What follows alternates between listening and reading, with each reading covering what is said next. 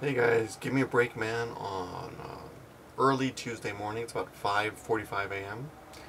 The brain isn't working real well. Other things on my body work well in the morning, but not the brain. Anyway, I was watching a video yesterday by a young lady named what's her name? Starving Soprano, I think her name is. Starving Soprano, and I actually met her on Daily Booth first. If you don't know what Daily Booth is, go to Gimmeabreakman.com. There's a link for it there. But she was posting provocative pictures of herself up there, so that should get you guys interested. Anyway, she's pretty cool. She made a video yesterday called or a couple days ago, "Are You Out or Undercover?" And she talks about, it's kind of disturbing. It's actually a long video, like almost 10 minutes long, but goes by really quick, and it's a little disturbing because she's captured some footage of her boyfriend like bitching or calling basically everyone that she deals with on YouTube as a weirdo or someone with a personality disorder, someone with problems, you know. And it's an interesting look into the way someone who doesn't YouTube or doesn't really know this world sees us and this whole thing that we do, as Renetto often used to say. But I'm kind of pissed off at Renetto and the whole Bloggerheads people for leaving. I think a lot of the community left that way. It kind of damaged the whole community, but whatever. That's another issue entirely. Well, here's the thing. You know, I guess the question is, can we really be friends with people on YouTube? Well, that's easy. I mean, the first time YouTube invaded my real life is when I got a knock on the door at my school, and Dai Chen had come to the school, and he's a big Chinese guy. You know, it's just a hulking figure almost, especially in Japan. He's at least my size, or was actually.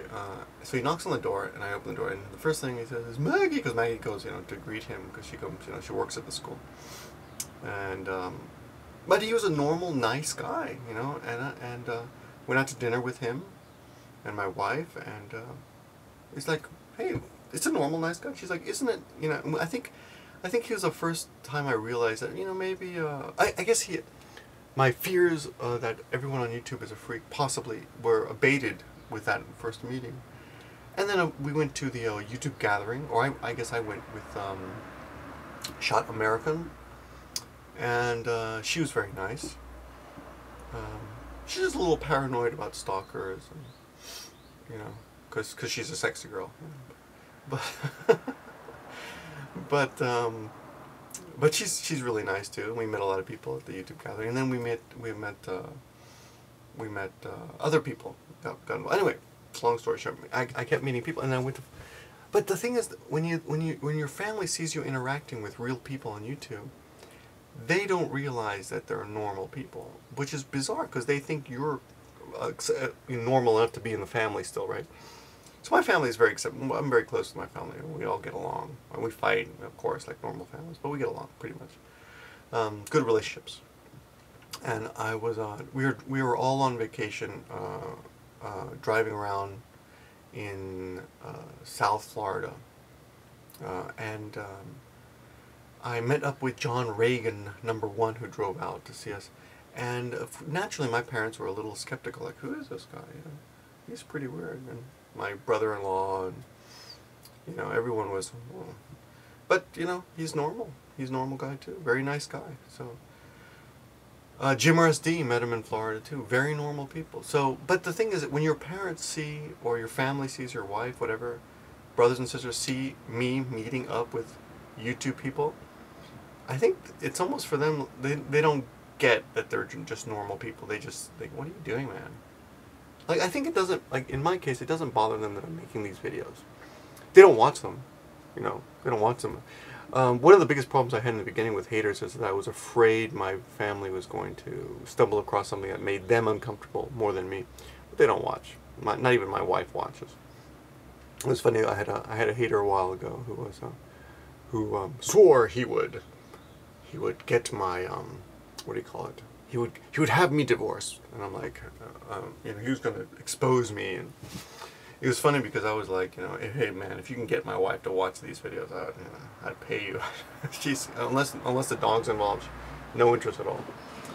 But anyway, so I'm out about my YouTube life to my family, but they don't really care. My students know. They don't really, they get me in real life. They don't really need to watch me on video, and rarely will I send them anything and ask them to watch it.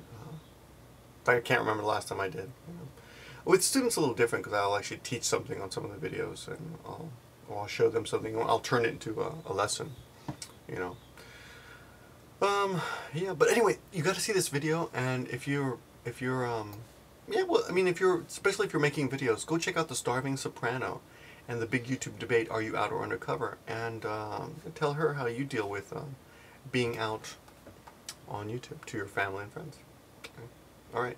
Thanks for watching, guys, and I'll talk to you soon. Give me a break, man. Give him a break, because he sure deserves one. And when he's back from his break, you'll see his parts made in Japan. He is still Iron Man. So give him a break.